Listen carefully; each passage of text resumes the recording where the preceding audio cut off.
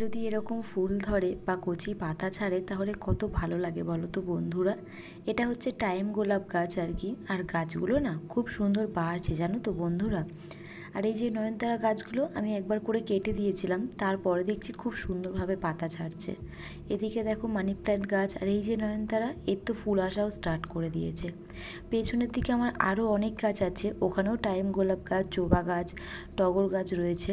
তবে টাইম গোলাপ গাছে কিন্তু ওখানেও ফুল ধরছে, আর জবা টগরগুলো সবে পাতা ছাড়ছে আর কি। যাই হোক, নিজের হাতে গাছপালা লাগিয়ে যখন গাছপালাগুলো বেঁচে যায় বা ফুল দেয় বা ফল দেয়, তখন না বেশ আলাদাই একটা শান্তি কাজ করে জানো তো বন্ধুরা।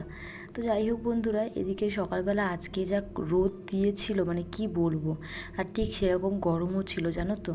আর ওই যে আগের দিনে সব জামা কাপড়গুলো পাখার হাওয়ায় হাওয়ায় শুকিয়েছি, একটু স্যাঁতস্যাঁতে ছিল, কারণ কড়া রোদে শুকানোর ব্যাপারটাই আলাদা। তো যেই আমি রোদ দেখেছি সমস্তটা একদম আবারও মেলে দিয়েছি। আর যেহেতু ভাড়াটা আমার একটু ছোট, তাই কি করেছি বলো তো, সব মানে একের ওপরে এক দিয়ে দিয়েছি। সবই শুকনো, মানে প্রায় আধ শুকনোই বলতে পারো। তো সেই জন্য ভাবলাম যে না, দিয়ে দিই, শুকিয়ে যাবে। তো যাই হোক, সেই জন্য দেখো সমস্তটা দিয়ে দিচ্ছি এদিকে। এদিকে রোদটা খেতে থাকবে, ততক্ষণে আমার ঘরের কাজগুলো হয়ে যাবে। ঘরের কাজ বলতে ওই বাসি ঘরের কাজ তো আমি গুছিয়ে নিয়েছি।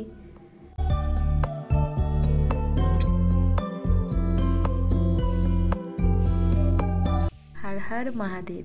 গুড মর্নিং বন্ধুরা, আমার নতুন আবারও একটা ব্লগে তোমাদের সবাইকে অনেক অনেক স্বাগত। যে যেখান থেকে আজকে আমার ব্লগটা দেখছো, আশা করছি সকলে খুব ভালো আছো, সাথে সুস্থ আছো। আর আমিও কিন্তু ভগবানের নাম নিয়ে বেশ ভালো আছি গো বন্ধুরা। তো আজকে ব্লগটা তো দেখলে, আমার সুন্দর সুন্দর গাছ থেকে স্টার্ট করেছি। আর ঘড়িতে তখন বাজে ওই 8:30 ওরকমই হবে। এখন কদিন আমি ওই 8টা 8:30 থেকেই ব্লগ স্টার্ট করছি বন্ধুরা। যাই হোক, তোমরা আমার ব্লগের সাথে থাকো। আশা করছি প্রত্যেকটা দিনের ব্লগের মতো আজকের ব্লগটাও তোমাদের ভালো লাগবে। তো চলো বন্ধুরা, পুরো ব্লগটা দেখতে থাকো। তো ওই যে ওদিকে বাসি ঘরের সমস্ত কাজই আমার হয়ে গিয়েছিল, আর একটু গাছপালাগুলোকে আজকে দেখলাম, আর ওই যে জামা কাপড়গুলোকে একটু মেলে দিলাম। এরপরে কিন্তু আমার মানে স্নানটাও হয়ে গেছে। এরপরে আমি আর কি পুজোর জোগাড়টা করব। এদিকে পুজো কমপ্লিট করে তারপরে খেয়ে তারপরে আর কি রান্নাঘরে ঢুকবো। রান্নাবান্নাগুলোকে আর কি করতে হবে।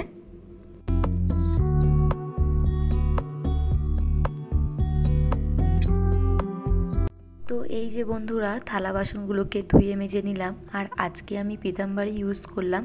আজকে না 2-3 দিন হচ্ছে আমি পিতাম্বরী ইউজ করছি। আগে আমি তেঁতুল ইউজ করতাম, যে পুরানো তেঁতুলগুলো হয় কালো কালো, ওই তেঁতুলই ইউজ করতাম। কি বলো তো বন্ধুরা, এই জলটা এমনই না, থালা বাসনগুলো মানে এমন, একদিন যদি ভালো করে পরিষ্কার না করি, তার পরের দিন আর থালা বাসনগুলোকে দেখাই যায় না, এমন কালো কালো দাগ পড়ে যায় জানো তো। মনে হয় যেন কতদিনই আমি থালা বাসনগুলোকে মাজিনি, যদি একদিন না পরিষ্কার করি। যাই হোক, এই যে দেখো ভাইকে স্নান করালাম, আর এই যে ড্রেসটাও পরেছে, এই ড্রেসটা কিন্তু ওর বার্থডেতে পেয়েছিল, আরও 2টো পেয়েছিল, সেগুলোকেও ভাবছি পরিয়ে দেবো। কি বলো তো বন্ধুরা, যেহেতু সামনে দুর্গাপুজোতেও তো আরও নতুন ড্রেস পাবে, তো সেই জন্য ভাবলাম পরিয়ে দেবো। তো এই থালা বাসনগুলো মানে আমরা যদি পরিষ্কার থালা বাসনে খাই, আমার ভগবানগুলো কি বাদ যাবে বলো।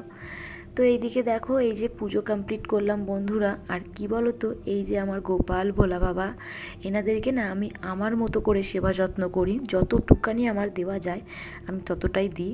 হয়তো খুব বেশি পারি না বন্ধুরা, তবে কিন্তু আমি যতটুকানি পারি ততটুকুনি দিয়েই ওনাদেরকে সেবা যত্ন দিই। ওদিকে পুজো কমপ্লিট করলাম, আর এই যে আমি এখন একটু মুড়ি মেখে নিয়েছি। সকালের টিফিনটা যেহেতু করা হয়নি, সেই জন্য ভাবছি আগে টিফিনটা করে নিই। ওদিকে টিফিন করে এই যে দেখো বন্ধুরা, ঠাকুরের খাবারটা তুলে নিলাম। আর এই যে থালা বাসনগুলোকেও আমি এখান থেকে সরিয়ে ভালো করে ধুয়ে মেজে আবার উপর করে রেখে দেবো। তো যাই হোক, এদিকে আমার পুজো কমপ্লিট হলো। এরপর আমি রান্নাঘরে ঢুকলাম, মানে এবার আমাকে রান্নাবান্নাগুলোকে করতে হবে আর কি। সকালের টিফিনটা নেই, জাস্ট দুপুরের যে রান্নাটা সেটাই হবে। আর একদমই সিম্পল, ডাল, ডিম ভাজা আর ভাত করব আজকেরে। তো রান্নাটা বসানোর আগে একটু ওভেনের জায়গাগুলো একটু পরিষ্কার করে নিচ্ছি।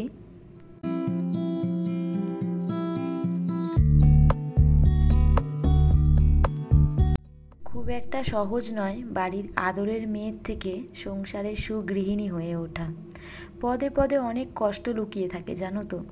ছোটোবেলা থেকেই সব কিছুই জানতাম, রান্নাবান্না, কাজকর্ম, ঘরবাড়ি পরিষ্কার করা, এমনকি নিজের স্কুলের টিফিনটা আমি নিজেই বানিয়ে নিয়ে যেতাম। তারপরেও সব দিক থেকে ভুল ছিলাম।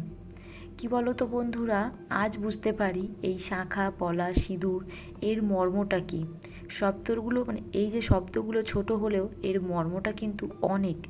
যারা পড়েছে তারাই একমাত্র জানে এই শাঁখা, পলা, সিঁদুরের মর্মটা কী।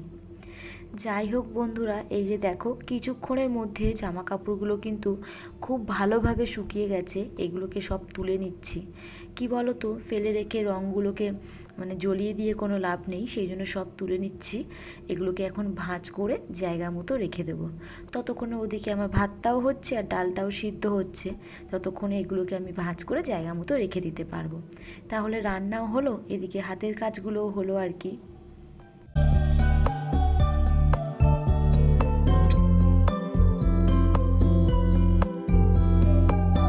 তো আজকে যে পরিমাণ রৌদ্র দিয়েছে, কিছুক্ষণের জন্য বাইরে থাকতে পারবো না জানো তো। এই একটুখানি জামা কাপড় তুলতে বা মেলতে বের হচ্ছি, মনে হচ্ছে যেন পুড়ে যাচ্ছি, এত পরিমাণ রোদ দিয়েছে আজকে। আর সেমনি গরমও। যাই হোক, জামা কাপড়গুলোকে সব তুললাম আর এই যে দেখো ভাঁজও করে নিলাম। ওদিকে কিন্তু আমার রান্নাটাও হচ্ছে।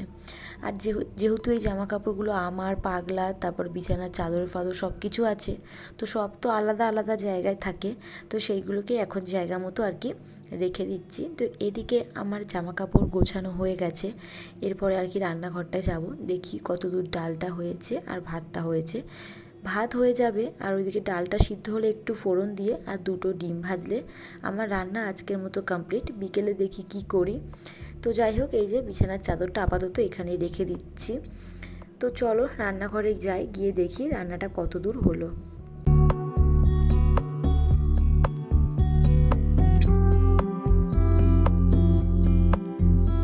তো এইদিকে ভাতটা আমার ফুটছে আর এই যে ডালটা কিন্তু হয়েও গেছে। এটাকে লাবিয়ে রেখে আগে ডিমটাকে ভেজে নেব।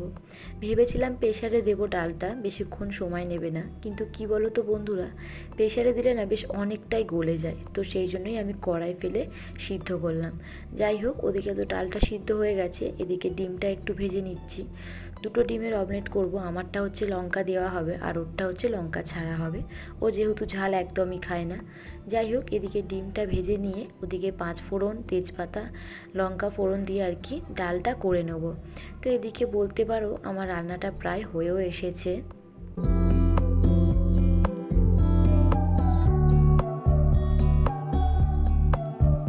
তো এই 5 ফোড়ন দিয়ে ডাল করলে ওর খুব একটা পছন্দ হয় না, কারণ ওগুলো সব বেছে বেছেও ফেলে দেয়।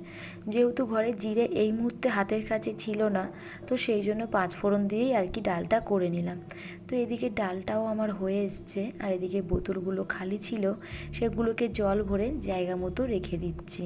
ওদিকে আমার রান্নাও হতে থাকছে আর আমার কিন্তু হাতের কাজগুলো আমি টুকটুক করে গুছিয়ে নিচ্ছি।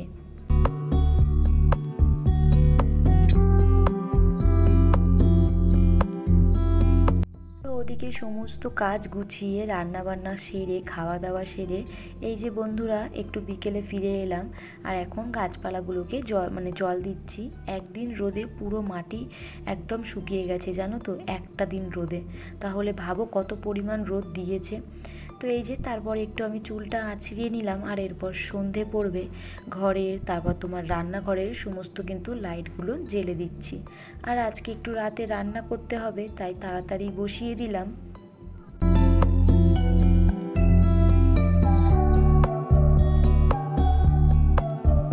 এদিকে রাতের রান্নাটাও বসিয়েছি আর রাতের রান্না আজকে হচ্ছে ডিমের তরকারি।